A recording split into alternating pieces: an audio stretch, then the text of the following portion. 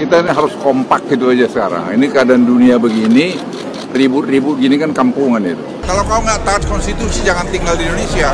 Ya saya bilang itu, siapapun dia, jangan sampai bisa dipecah belah dengan keadaan dunia seperti sekarang. Saya nggak peduli ya Pak Luhut bicara ini, Pak Prabowo bicara itu segala macam itu. Tetapi hati nurani publik itu merasa bahwa ada sesuatu yang tidak well seated, tidak terduduk, ada gangguan kemuakan semacam orang Perancis bilang nausea, rasa mual psikologi. Kok dia ada di situ terus? Lepas dari Presiden Prabowo bilang hidup Jokowi atau Gibran adalah wakil, itu soal lain. Tapi ini soal psikologi publik yang terganggu dengan kehadiran sesuatu yang tidak fit and proper dengan kondisi yang membutuhkan seorang pemimpin itu punya otak, mampu untuk membaca masa depan. Jadi sekali lagi mungkin kita mulai untuk bersikap berbudaya lah. Bahwa kalau Purnawirawan bicara itu, ya terima aja sebagai wakil dari emak-emak. Kalau Purnawirawan bicara itu, wakil dari BEM. Purnawirawan bicara itu, wakil dari Kontras. Purnawirawan bicara bahwa memang ada poin yang mungkin kita semua, saya juga nggak setuju. Kembali ke Undang-Undang 45, nggak ada soal. Tapi itu poin dia. Tapi poin 8 itu otonom diminta itu, pemaksulan itu. Diproses secara akademis, oke, masuk akal. Diproses secara hukum, masuk akal. Diproses secara politik, kurang bisa. Diproses secara moral, sangat mungkin. Bayangkan eskalasi perang antara India dan Pakistan. Dua-duanya punya nuklir. Rudal, India udah tiba di Pakistan. Kalau itu berubah menjadi perang proksi itu, Gibran mau ngapain di situ? Kami usulkan dia untuk dilengsarkan karena kami sayang dengan Prabowo. Saya ikut mendirikan Gerindra. Saya bawa 26 pati dan kolonel untuk memenangkan Gerindra, untuk bisa Gerindra duduk di Senayan. Tidak untuk Gibran, tidak. Gibran sangat jauh dengan anak saya, tua anak saya. Katanya punya ijazah di UTS. Anak saya S2 di UTS. Saya sampai coba cari sana, ada nggak nama itu? Tidak ada. Ya. Saya inginnya tetap Prabowo silakan jadi presiden. Adik saya, dia 5 lifting di bawah saya. Saya sudah mengabdi. 34 tahun saya mengabdi di ABRI dan sekarang sudah 22 tahun hampir pensiun. Nggak mengharapkan apa-apa. Cuma mengharapkan supaya kembali ke rel. Kami sudah sampai pada identifikasi friend or foe. Kak tentara kan gitu. Dan terus terang, tolong nggak usah lagi saya dicekoki dengan kata-kata Jokowi. Karena kami Purnawirawan sudah sampai pada kesimpulan Jokowi itu adalah musuh bersama. Itu aja. Mau dinilai apapun saya terserah. Tapi itu yang sudah jadi common enemy. Ngapain kita bicara lagi? Ayo kita bicara ke depan. Saya yang khawatir satu, dengan anaknya ditaruh di sana, saya khawatir ada lagi cawe-cawe berikutnya. Ada itu nanti cawe-cawe berikutnya. Saya khawatir kalau terjadi hidden kudeta. Kenapa saya berpikir gitu? Karena tentara itu selalu berpikir paling yang jelek yang harus kita hadapi. Kalau itu terjadi dengan sisa umur kami ini, kami akan bela habis-habisan adik kami itu.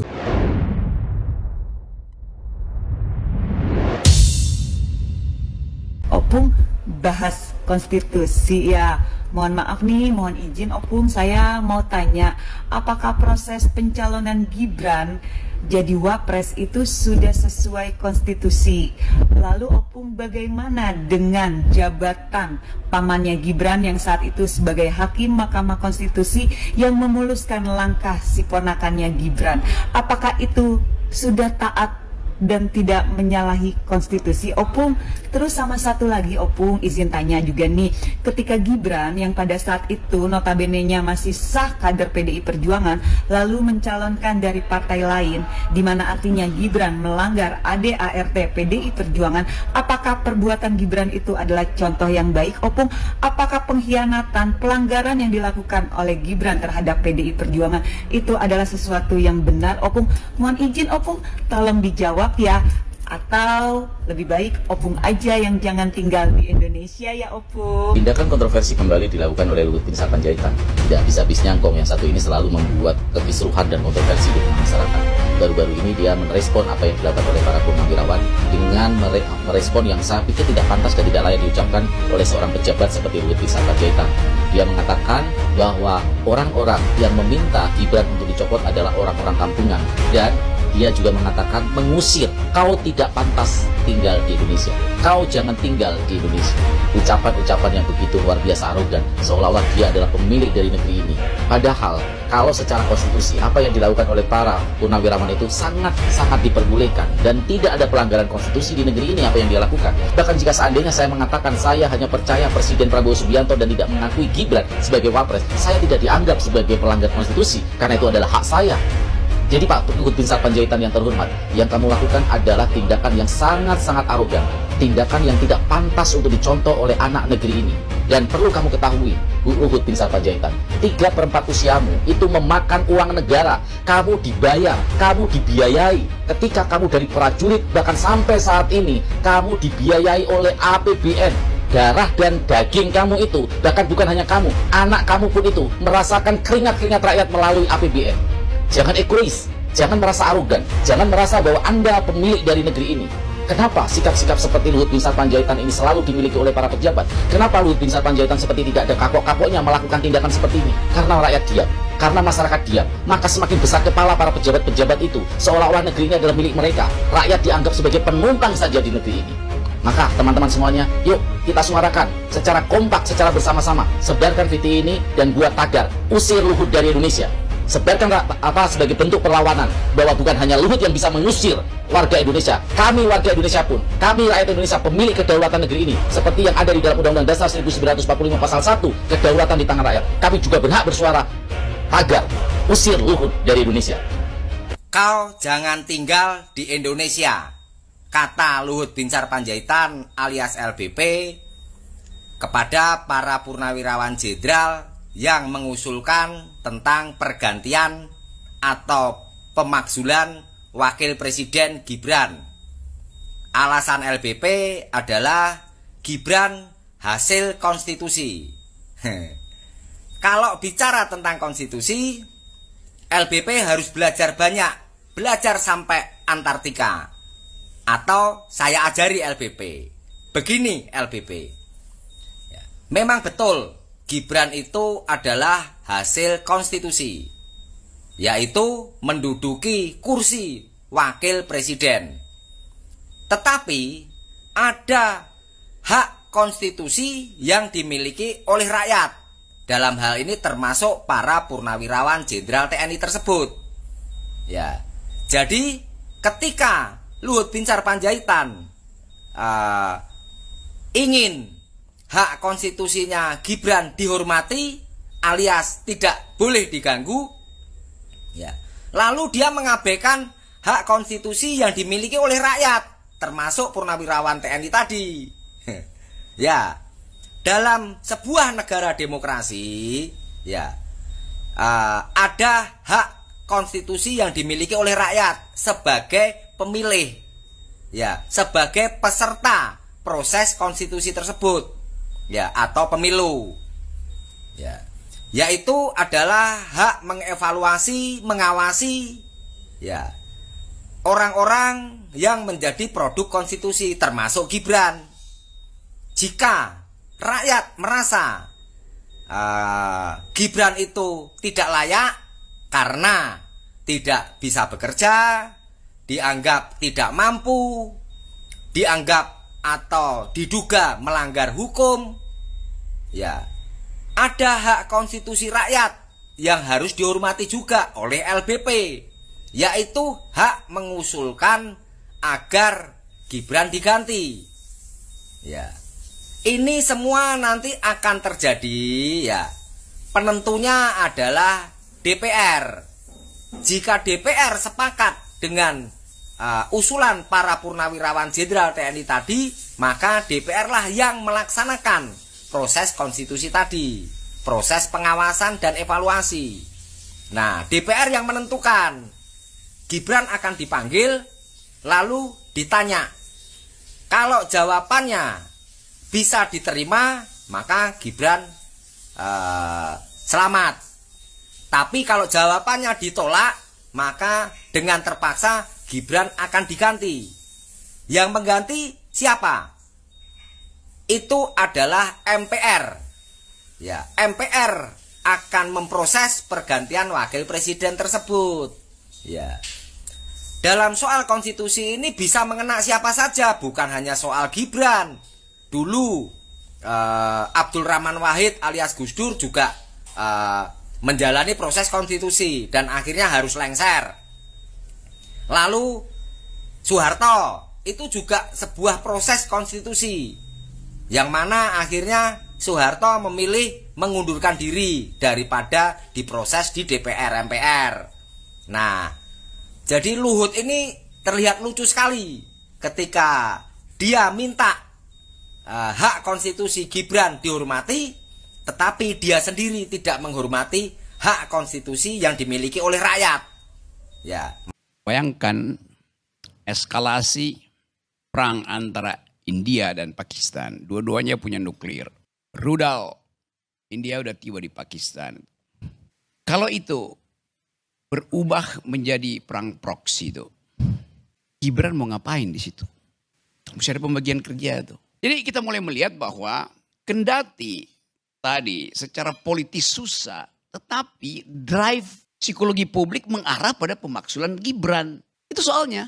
Ya nggak bisa secara konstitusi ada, tetapi secara politik nggak mungkin tuh. Kalau politik itu bukan the art of the possible yang mungkin mana, tapi the art of attacking the impossible. Itu yang lagi ditempuh oleh Purnawirawan. Kenapa? Karena dia menunggangi dalam pengertian baik. Gelombang protes yang bertahun-tahun, berbulan-bulan ada terus nama itu. Fufu Fafa, ijazah palsu, paman siapa namanya itu kan. Jadi di benak publik tertanam itu dari mak-mak sampai anaknya yang SMA tadi pagi yang ketemu bilang hal yang sama itu. Psychological madness ini yang sebetulnya harus kita perhatikan. Apalagi tadi kalau krisis bilateral tadi yang sebetulnya itu pasti akan diseret. India punya faksi, Pakistan punya faksi.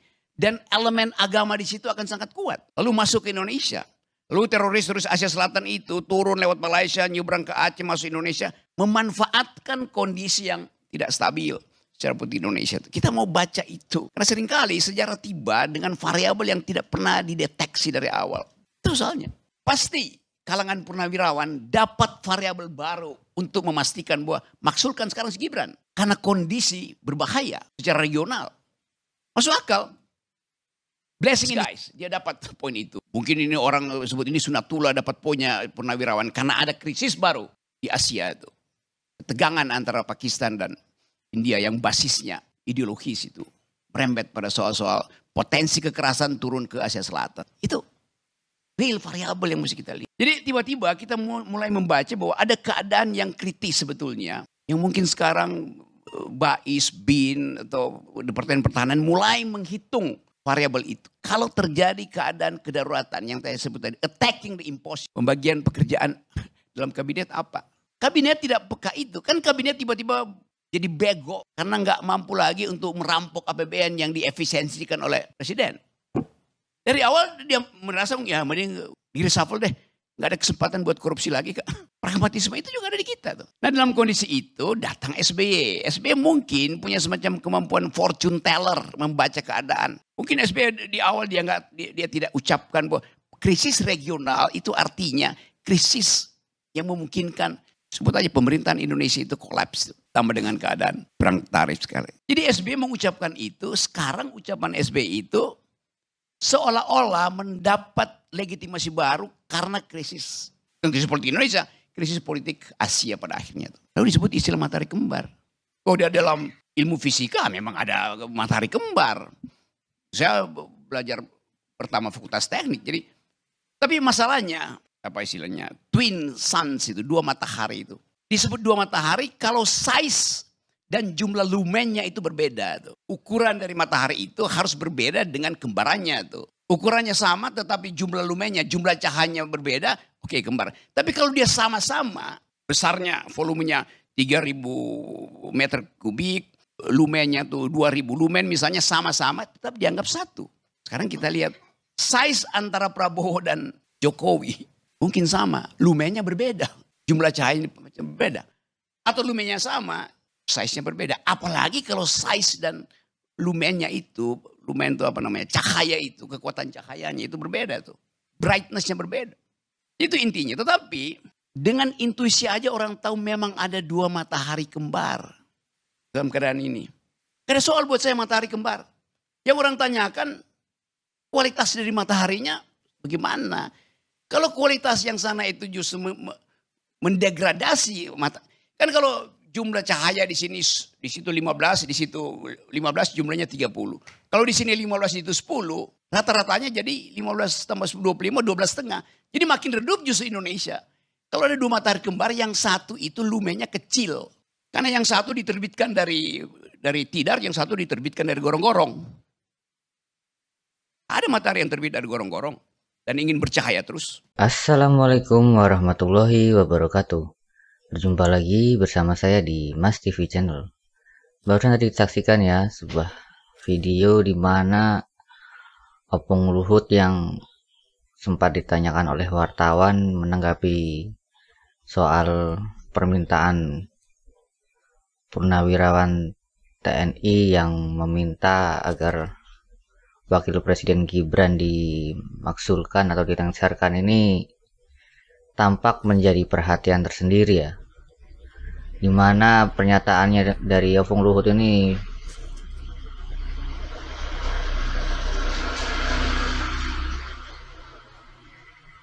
menuai berbagai reaksi dari netizen dan juga dari Bang Rocky Gerung ya. Ya, seperti di video tadi Bang Rocky ya tidak mempermasalahkan dan tidak terlalu peduli dengan apa yang dikatakan oleh Opung Luhut dan juga Pak Prabowo ya tentang pemaksulan Gibran ini. Dimana Bang Rocky ya menjelaskan ya kalau memang rakyat sudah menghendaki berjalannya benar-benar dicari, memang benar-benar serius.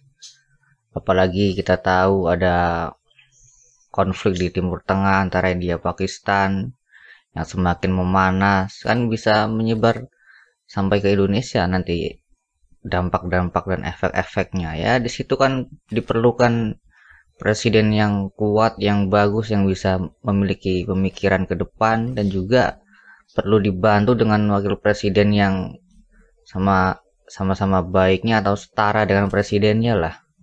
Kalau yang untuk saat ini seperti Pak Gibran ya kita tahu sendiri lah, kemarin membicarakan soal bonus demografi saja aduh banyak dibully dan banyak ya menuai respon yang negatif lah.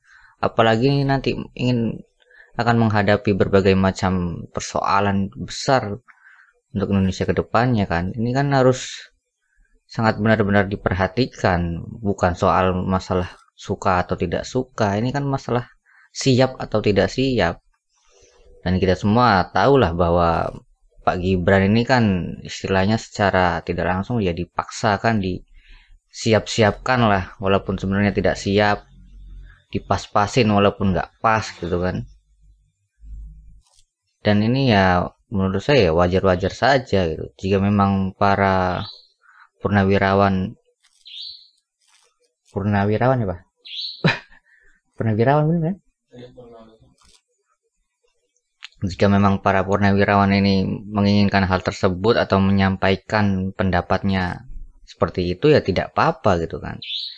Dan memang jika bisa mencari jalannya, memang benar bagus tujuannya baik untuk kedepannya ya memang harus dilakukan, karena ya kita tahulah kapasitas Pak Gibran ini seperti apa ya. Untuk memimpin Indonesia ke depan itu perlu dipimpin oleh presiden dan wakil presiden yang benar-benar berpikiran ke depan, pikirannya setara, visi misinya bagus, kerjanya kerja bagus, dan kecerdasannya pun setara gitu kan. Kalau kayak begini kan kelihatan menjomplang sekali, dan ini ya akan mengguncang negara kita karena nanti kedepannya kan akan menghadapi berbagai macam persoalan yang sangat besar. Dan menurut saya ya Opung Luhut ini terlalu berlebihan juga lah jika membawa-bawa atau membicarakan soal konstitusi. Harus menghargai konstitusi. Konstitusi telah menetapkan Gibran sebagai wakil presiden terpilih segala macam. Ya, Opung Luhut juga harus menghargai konstitusi. Opung Luhut juga harus menghargai rakyat Indonesia yang memilih hak konstitusi untuk mengeluarkan pendapatnya dong. Purnawirawan ini kan sebagai rakyat Indonesia juga memiliki hak untuk berpendapat, untuk mengeluarkan pendapatnya. Jika memang rakyat Indonesia menghendaki wakil presiden untuk diganti, ya kenapa tidak gitu kan. Ini kan untuk ke depan, untuk kebaikan kita semua. Dan kalau menurut saya sih tidak perlulah sampai menggunakan kata-kata kampungan lah. Kalau tidak ikut konstitusi, pergi saja, jangan tinggal di Indonesia. Buat apa seperti itu dikatakan kan? Apalagi yang mengatakan seorang menteri sekelas Opung Luhut, ya harusnya tidak perlulah mengatakan hal-hal yang berbau arogansi seperti itu.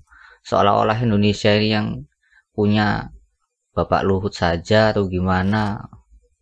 Dari beberapa waktu yang lalu pun saat isu Indonesia gelap ya sama saja. Kalau siapa yang bilang Indonesia gelap? Kau yang gelap. Pergi saja sana dari Indonesia. Bolak-balik ngomong pergi saja. Kalau tidak suka pergi saja. Kalau tidak suka pergi saja. Seolah-olah negara ini milik dia, milik gerombolannya, milik orang-orangnya gitu. Sehingga jika ada yang berpendapat lain, berpendapat atau mengkritik sedikit pedas langsung diusir, disuruh pergi saja. Ini kan suatu statement yang kurang bijak lah, yang dilontarkan oleh seorang yang sudah senior, harusnya kan lebih paham dari kita-kita yang masih muda ini. Tetapi kok kalau diperhatikan kok makin kesini nampaknya statement-statementnya memang masih terus saja berbau arogansi dan kesombongan. Ini kan aduh, sangat perlu diperhatikan ataupun sangat perlu dikoreksi lah Opung Luhut ini. Dan bagaimana menurut pendapat kalian soal isu pemakzulan Wapres Gibran? Silakan tulis komentar kalian di kolom komentar. Wassalamualaikum warahmatullahi wabarakatuh.